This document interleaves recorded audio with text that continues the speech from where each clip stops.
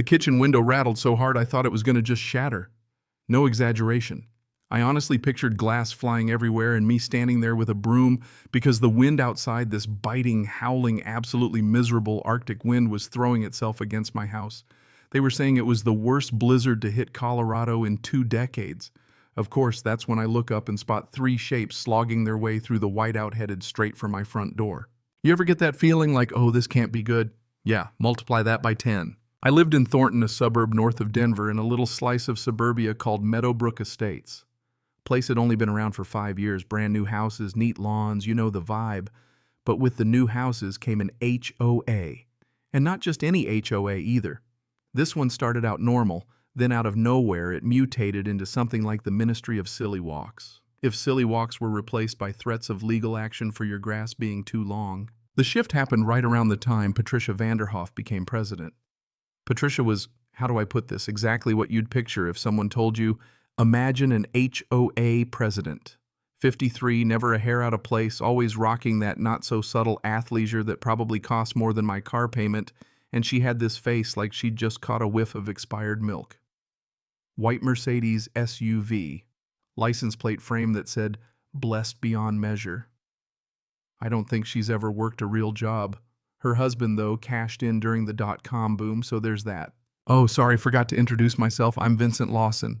And for a year and a half, Patricia and her little HOA council turned my life into a weekly episode of Let's See What We Can Find Vincent for this time. It started with the trash cans left out 20 minutes too long. Then a note about my grass, apparently a 1/4 inch taller than what the covenant allowed. My mailbox, wrong shade of black. I swear, every week, new notice, new fine, new threat. And with each letter, they edged closer to threatening to take my house. It felt personal. Like if I painted my house camo, they'd still spot something to complain about. But what you need to know is that 3 weeks before the blizzard, they kicked it up a notch. I get this certified letter felt like getting a jury summons saying the HOA was demanding a comprehensive property inspection due to multiple violations, and get this concerns about maintenance standards. They quote Section 14.7 of the covenant claiming it lets them enter properties with 72 hours notice. I'm not stupid. I call my lawyer Marcus Chen. Marcus is the kind of guy who's made a name for himself standing up to these HOA types, late 30s, always a little rumpled, sharp as a tack, and he has this way of making people nervous just by asking, "Are you sure about that?" I send him all my HOA docs, and 2 days later he calls me laughing. "Vincent, there is no Section 14.7. Your HOA covenant stops at Section 12. They can't come on your property. At all." He fires off a cease and desist letter. Patricia's answer. Another letter. This time she's claiming Section 14.7 is from a new amendment supposedly passed at some special meeting last year, that surprise I'd never heard of, let alone attended. Marcus checks no amendment ever filed with the county. None. This thing was more made up than the Tooth Fairy. I refuse the inspection. Next thing I know, I'm racking up $200 a day fines. In a week, 1,400 poof, added to my tab. Totally bogus. Marcus starts prepping a lawsuit not just for me, but for at least half a dozen other neighbors he's heard from. Patricia wasn't just coming after me, turns out. That's when Colorado decided to turn into Antarctica. Blizzard warnings, schools closed roads, shut down governors declaring emergencies. The snow started Tuesday morning, kept falling, piling up by Wednesday over 2 feet on the ground, drifts up to my chest in places. -8 degrees. Wind chill made it feel like my face would crack off if I went outside. Nobody in their right mind would be out. Even the snowplows gave up. So when I see 3 figures battling through this blizzard headed for my porch, instant panic. I grab my phone, keep away from the windows. They're out there, bundled up, faces hidden, carrying what look like clipboards and bags. My doorbell rings, but honestly the wind is so loud I almost miss it. I don't open the door. "Who is it?" I shout. "Property inspection team." Some guy yells back, "Mandatory inspection?" Now maybe you're thinking, no way, not now. But yep, they really tried to do this right then, during a literal emergency. "You need to leave," I yell. "You have no right to be here. You're trespassing." "Sir, we have HOA authorization. You've been notified. The fines will increase if you don't comply." I call Marcus. He answers on the second ring. "Vincent, you okay? This storm's insane." "Marcus, they're here. At my door. Right now." He goes silent. "Are you kidding me?" "I wish I was." "Don't let them in. Don't even open the door. That's criminal trespassing. Record everything. I'm calling the police. I laugh bitterly because cops aren't coming out for anything but heart attacks and fires. Marcus, cops aren't responding, roads are shut. This is an emergency. Someone trying to force their way into your home in this weather? That's dangerous. Keep them outside. Keep recording. I'll handle it. The doorbell's ringing again. Then a heavy pounding so hard snow shakes loose from the eaves. Sir, we're freezing out here, a woman's voice now. Just let us do our job and we'll be gone. Oh, you chose to come out here, I shout. Nobody asked you to risk frostbite. You need to leave or I'm calling the police again. We're authorized, the guy insists. If you obstruct, more violation fees. Suddenly I hear my garage door rattle. You ever get that full-body, adrenaline-soaked, oh crap feeling? I run through the kitchen, check the door to the garage. It's locked, dead-bolted. I peek through the window. Someone's in my garage, flashlight out, poking around. They force the side door. That's it. That's breaking and entering. I start recording with my phone. Hey, I yell, pounding on the door. You're trespassing. Get out of my garage. Whoever it is, tall guy, could be Bigfoot. For all I can see, spins around, scrambles for the door, vanishes into the whiteout. My doorbell rings non-stop now. Someone's just holding it down. I'm shaking, part rage, part fear, part is this really happening, and my phone rings. It's Marcus. Don't answer the door. I just talked to Thornton PD. They're sending someone, but it could take a while. I'm coming too. Marcus, it's a blizzard. I've got a Jeep. 15 minutes away in good weather. I'll get there. For now, tell them your attorney is present in the home and any attempt to enter will be evidence for court. You want me to lie? I'll be there before they figure it out. And Vincent, if they try to break in, call 911 now. It's public safety. Doorbell finally stops. Knocking keeps going. Sir, we know you're in there, the woman again. We have pictures of you moving around. Don't make this harder. I look out, one of them's literally holding up a phone, taking photos through my windows. I take pictures of them, faces and all. My attorney is here, I shout, and you're all being recorded for evidence. Any entry is criminal and civil evidence. You have no legal authority. Silence. They huddle together, whispering, glancing at my house like it might bite. Suddenly my phone buzzes, a text, unknown number. This is Patricia Vanderhoff. Call off your lawyer and let the inspection happen. We can reduce your fines if you cooperate. I actually laugh. Out loud. This is illegal trespassing and attempted break-in. Police have been called. Suggest your team leaves immediately, I text back. Instant reply. You are in violation. This is standard procedure. Stop being difficult. Yeah, because breaking into my garage in a blizzard is standard now. I save everything. Evidence. Through the snow, headlights appear slow, careful. For a second, my heart drops, reinforcements. But then I spot the red Jeep. Marcus. He parks, gets out, phone out, recording. He walks right up to the inspection team. Excuse me. Marcus's voice slices through the wind. I'm attorney Marcus Chen. You're trespassing. I need to see ID and authorization now. We're conducting an authorized inspection, the guy says, but I can tell he's not so sure anymore. Authorized by who? The HOA doesn't have the right. The section you're citing doesn't exist. Plus, you attempted to enter the garage that's breaking and entering. The woman, the Karen energy is strong, snaps. The HOA president authorized this. President can't override state law, Marcus says, cool as you please. ID, now. They fumble. I open the door, wine slaps me in the face, and Marcus slips inside. The three try to follow. Marcus blocks them. You are not invited. Show me your documents. One of the guys shaking, could be cold, could be nerves, hands. Marcus, a piece of paper.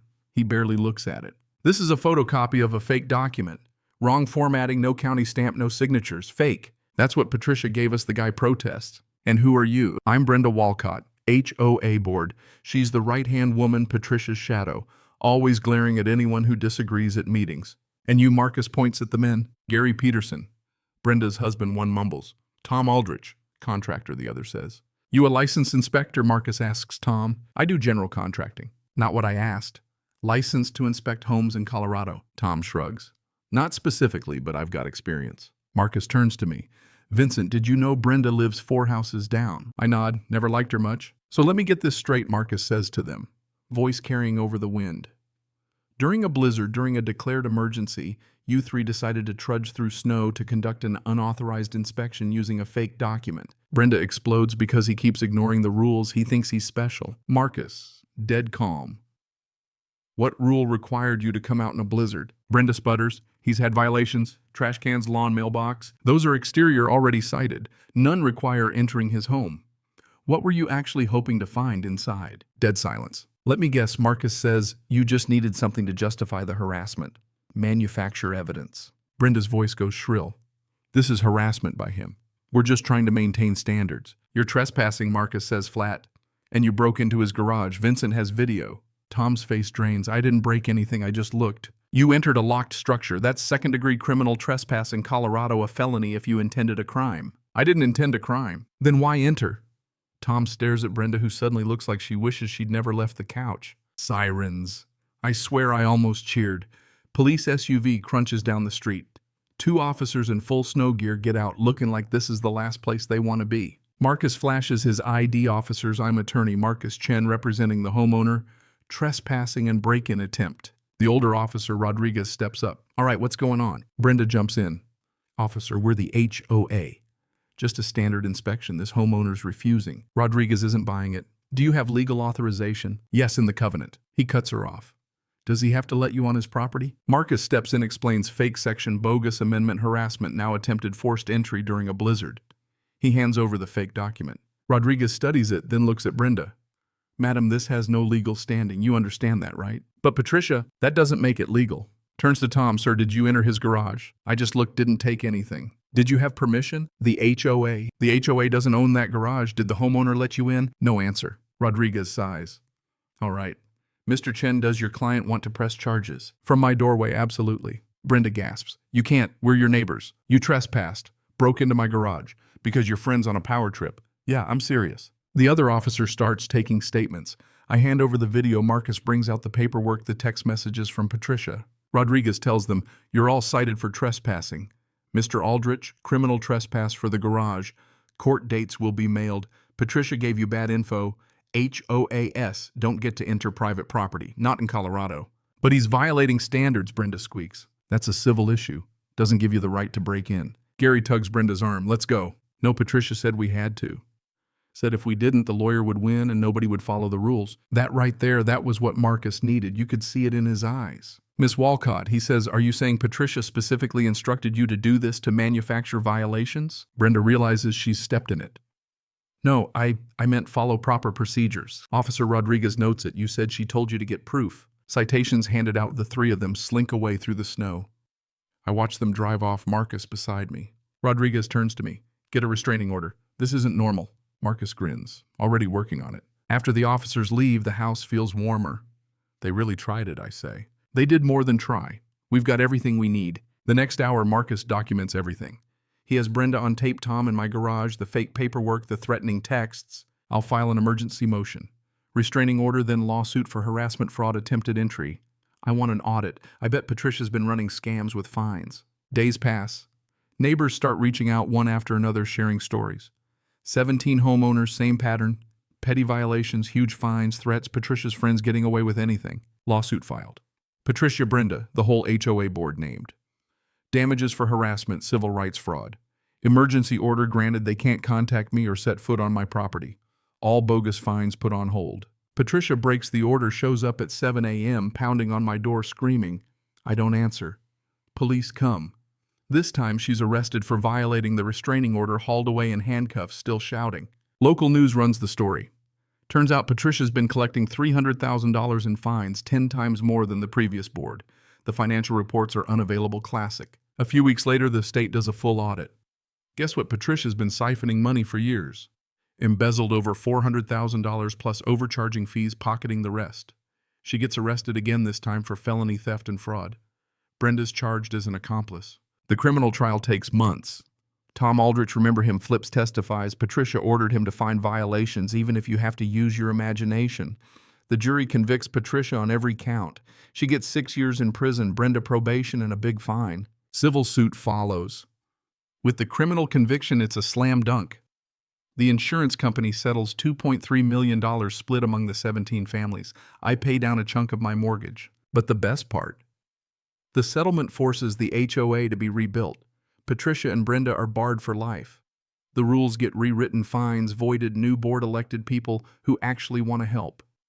The whole mood of the neighborhood changes. A year later, I run into Gary Peterson at the store. He apologizes, tells me he's divorced. Brenda moved to a no HOA neighborhood. Looks relieved, honestly. Life settles down. The new HOA actually takes care of stuff that matters. My mailbox. Any color I want. Wind chimes. No complaints. The freedom to just live, no threats, no drama.